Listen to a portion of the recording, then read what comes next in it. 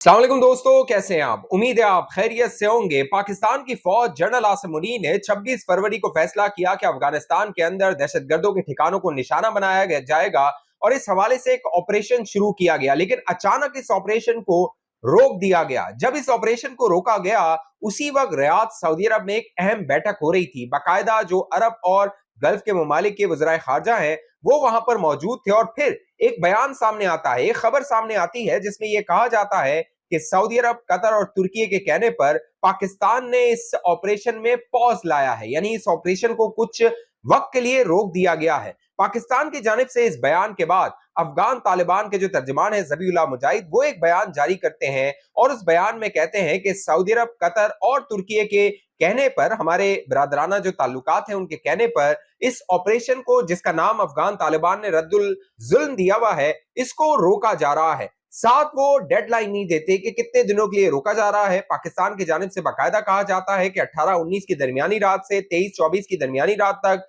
इस ऑपरेशन में वक्फा आएगा और वजह यह बताई जाती है कि ईद आने वाली है, ईद की वजह से इस ऑपरेशन को रोका जा रहा है। अब यहाँ पे दिलचस्प बात यह है कि पूरा रमजान यह ऑपरेशन जारी रहता है। रमजान के बाद जो मुसलमान ईद की खुशियां मनाते हैं, इस ऑपरेशन को रोक दिया जाता है। क्या असल मकसद ईद की वजह से इस ऑपरेशन को रोकना है? सऊदी अरब, कतर और तुर्की की कहने की वजह से इस ऑपरेशन को रोकना है? उसकी वजह क्या है दोस्तों? उसकी वजह यह है कि गुज़िश्ता दिनों जो चाइना है उसको पाकिस्तान ने पोलाइटली डिक्लाइन कर दिया था। बाकायदा चाइना ये कोशिश कर रहा था कि ये सीज फायर हो जाए, मामलात बातचीत की जानिब दोबारा जाए, लेकिन पाकिस्तान के रियासती इदारों ने चाइना को मना कर दिया था, इनकार कर दिया था। चीन पाकिस्तान के बहुत करीब है, सऊदी अरब, कतर और तुर्की भी बहुत करीब है, लेकिन चीन से ज्यादा बेहतर और अच्छे ताल्लुकात हैं। उसके कहने पे ये नहीं रोका गया। अब सवाल यहां पर यह है कि जिस वक्त ये ऑपरेशन रोकने का ऐलान किया गया, उसी वक्त इसाक डार साहब रियाद में मौजूद थे, सऊदी अरब में मौजूद थे। तुर्की के जो फॉरेन मिनिस्टर हैं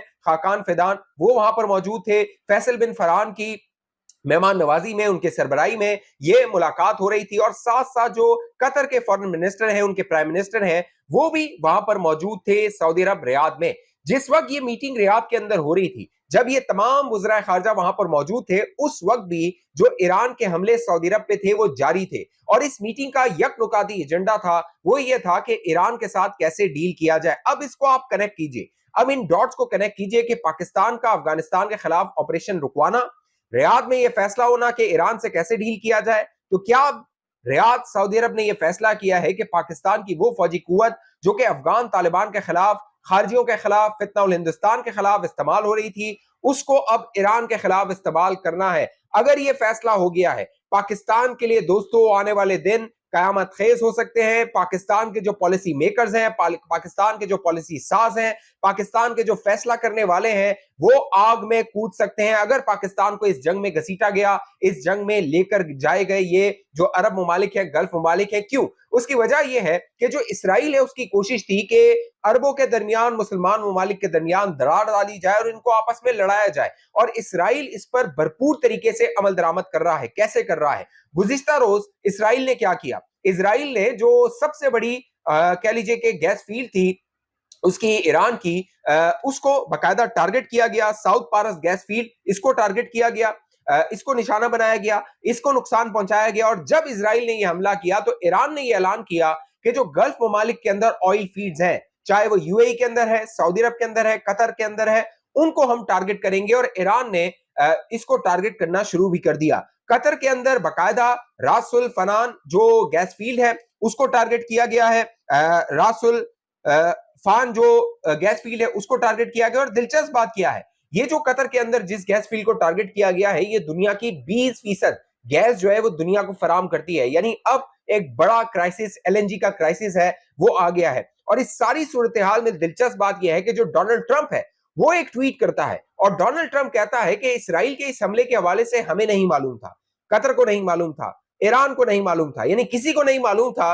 इसराइल ने ईरान के अंदर इस गैस फील्ड पे हमला कर दिया और उसके जवाब में जो ईरान था उसने कतर के अंदर जो गैस फील्ड थी उस पर हमला कर दिया और अब हालात जो हैं वो बेकाबू हो रहे हैं। इससे कबल आपको अगर याद हो, ईरान के अंदर जो ऑयल रिफाइनरीज थी, ऑयल फील्ड थी, उनको इजराइल की जानिब से निशाना बनाया गया था। और फिर उसके बाद डोनाल्ड ट्रंप ने बयान दिया, अमेरिकी एडमिनिस्ट्रेशन ने बयान दिया कि इजराइल ने जो कुछ किया है उस हवाले से हमें नहीं मालूम था। आपको याद होगा काले जो बूंद थी, बारिशें थी, जो केमिकल बारिश थी, वो ईरान के अंदर हुई थी और बाकायदा CNN ने उसको रिपोर्ट किया था। लिहाजा अब दोस्तों जो इजराइल कह लीजिए कि मामलात कर रहा है, हमले कर रहा है, उससे पूरा खित्ता, ये जो रीजन है, ये इसकी लपेट में आ रहा है और इजराइल का मकसद यही है। देखिए, डोनाल्ड ट्रंप का जो मकासद हो सकते हैं वो कुछ और हो सकते हैं, इजराइल के मकासद कुछ और हैं।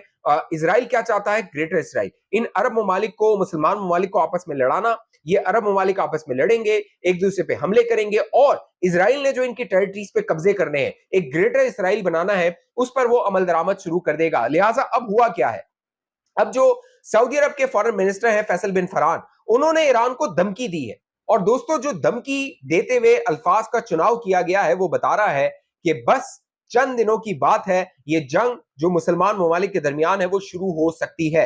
फैसल बिन फरहान अपने बयान में कहते हैं, धमकी जो उन्होंने दी उसमें कहते हैं, ईरान अपने पड़ोसियों से बात करने को यकीन नहीं रखता, वो कोशिश कर रहा है कि वो अपने पड़ोसियों को दबाव में लाए। मैं ये कहना चाहता हूं कि ये काम नहीं करेगा, सऊदी अरब दबाव में नहीं आएगा, दूसरी जानिब ये दबाव बैकफायर करेगा, ये सियासी तौर पर, मॉरली, और हम अपने दिफा के लिए तैयार हैं, मिलिट्री एक्शन ले सकते हैं जब जरूरत पड़ी, जब वक्त आएगा तो सऊदी क़यादत फैसला करेगी। अगर ईरान नहीं रुका, जो नजर आ रहा है, तो एतमाद बहाल नहीं हो सकता। आगे सऊदी जो वजीर खारजा है फैसल बिन फरहान, वो कहते हैं 2023 के बाद ईरान के साथ जो थोड़ा सा एतमाद बहाल हुआ था, अब वो उसको धचका लगा है और ये मजीद खराब हो सकता है, एतमाद खत्म हो सकता है। ये सऊदी वजीर खारजा ईरान को धमकी दे रहे हैं। सऊदी अरब में रियाद में जिस होटल में ये मीटिंग हो रही थी, उसके ऊपर बाकायदा ड्रोन्स की बरसात हो रही थी, मिसाइलों की बरसात हो रही थी, उनको इंटरसेप्ट किया जा रहा था।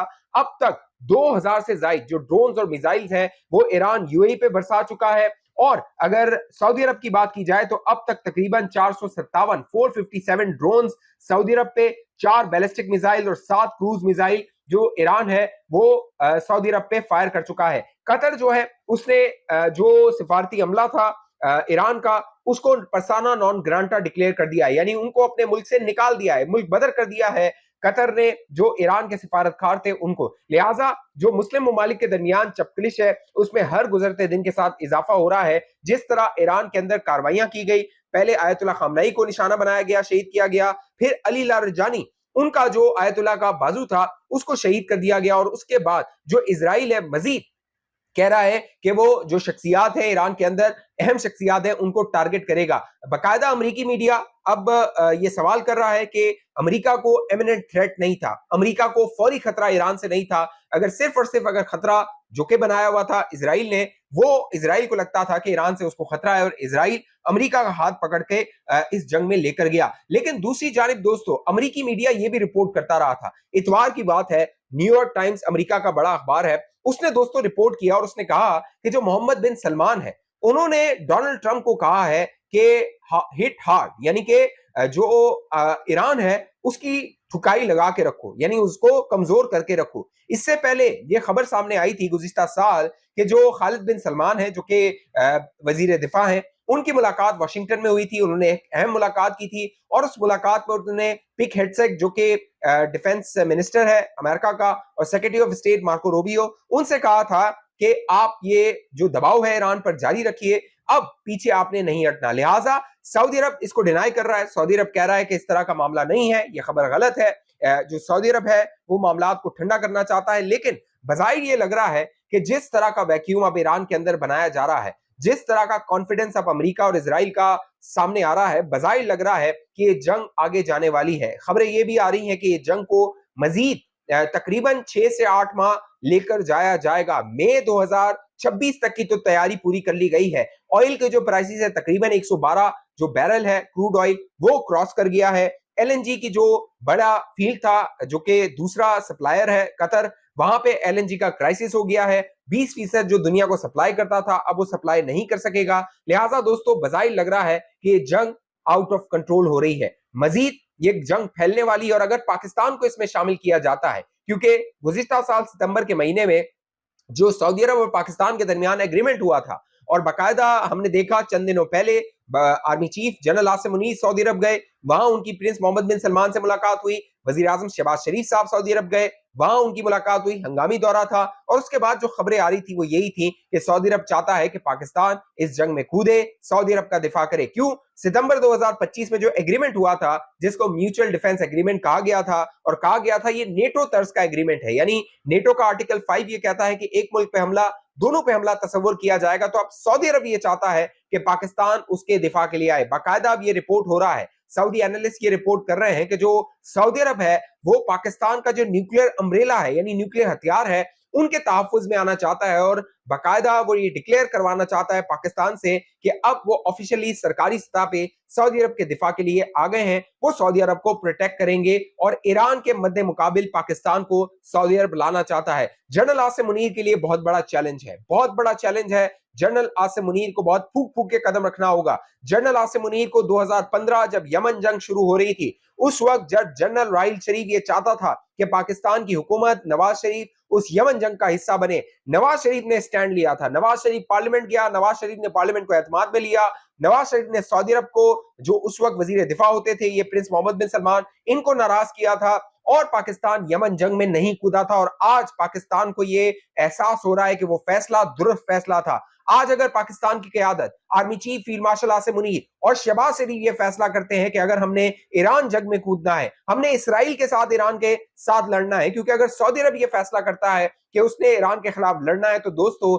ये फैसला अमेरिका और इसराइल के साथ मिलकर लड़ना होगा, क्योंकि ये जंग अमेरिका और इसराइल ने शुरू की है। गल्फ के ये जितने ममालिक हैं, चाहे सऊदी अरब हो, यूएई हो, कतर हो, बहरीन हो, कुवैत हो, इन तमाम ने अब तक ना जो अमेरिका की मजम्मत है वो की है, और न ही इजराइल की मजम्मत की है, और न ही जो आयतुल्लाह खमनाई की शहादत हुई है उनकी उन्होंने ताज़ियत की है, न ही अली लारजानी की जो शहादत हुई है उसकी उन्होंने ताज़ियत की है, कंडोलेंसेस के मैसेजेस भेजे हैं। पाकिस्तान अपनी पोजीशन को बहुत स्मार्टली प्ले कर रहा है, पाकिस्तान दोनों साइड पे रहने की कोशिश कर रहा है। क्यों? उसकी वजह यह है कि पाकिस्तान को मालूम है कि अगर वो ईरान के साथ जाता है तो मुस्तकबिल में मुश्किलात पैदा हो सकती हैं। ईरान हमारा पड़ोसी है, अगर वो सऊदी अरब के साथ कुल्ली तौर पे चला जाता है तो इसका मतलब ये होगा कि वो इसराइल और अमेरिका के साथ खड़ा हुआ है, और ईरान के खिलाफ वो ये जंग लड़ रहा है। तो जनरल आसिम मुनीर के लिए फैसला कौन ये मौका है, उनको बहुत फूक फूक के कदम रखना होगा, और मुझे उम्मीद है, मुझे ईमान है कि पाकिस्तान जो फैसला करेगा वो पाकिस्तान की बका के लिए, पाकिस्तान की सलामती के लिए, और लॉन्ग टर्म पाकिस्तान की